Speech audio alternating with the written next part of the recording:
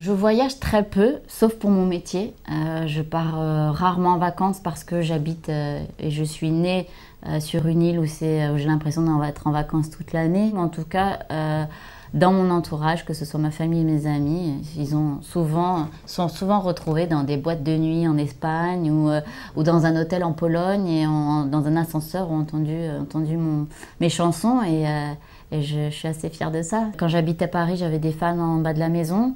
La plupart du temps, ils étaient bienveillants. J'ai rarement eu des confrontations avec eux ou des moments où j'étais pas très à l'aise.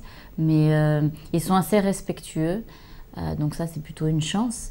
Et en même temps, je crois que tous les artistes, que ce soit des chanteurs, des acteurs, on a toujours des fans un peu plus acharnés que d'autres. En tout cas, ils ont toujours été touchants, avec des mots touchants souvent mal à l'aise. J'ai beaucoup de fans qui se mettent à pleurer quand ils me voient. Et je crois qu'en fait, je suis plus mal à l'aise qu'eux parce qu'à ce moment-là, du coup, je leur dis qu'il n'y a pas de raison de pleurer et que tout va bien. Quand on fait des albums, on se fait plaisir, mais on fait plaisir aussi au public. Et là, c'était plus me faire plaisir moi et oublier les codes. Ce qui me plaisait dans ce disque, c'était que je ne parlais pas de moi, parce que ça a toujours été un peu compliqué pour moi. C'était raconter une histoire bien précise, parler de quelqu'un d'autre. Alors que cet album-là, c'est plus moi, je me dévoile et c'est plus biographique que le précédent. J'avais envie de revenir à ma culture musicale, tout simplement.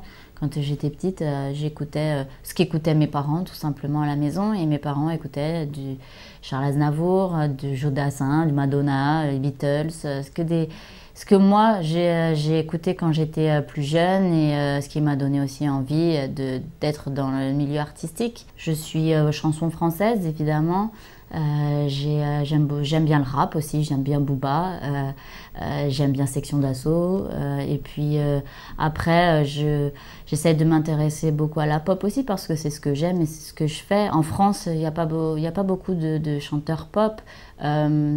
À part par exemple Christophe Willem, je trouve que c'était un peu l'équivalent d'un Mika, même s'il s'est un peu dirigé vers l'électro, mais je trouve que la France manque de chanteurs pop. Ouais. Il y en a tellement, mais je crois que Si Maman Si reste une de mes préférées, et surtout parce que je la chante avec ma fille souvent en voiture.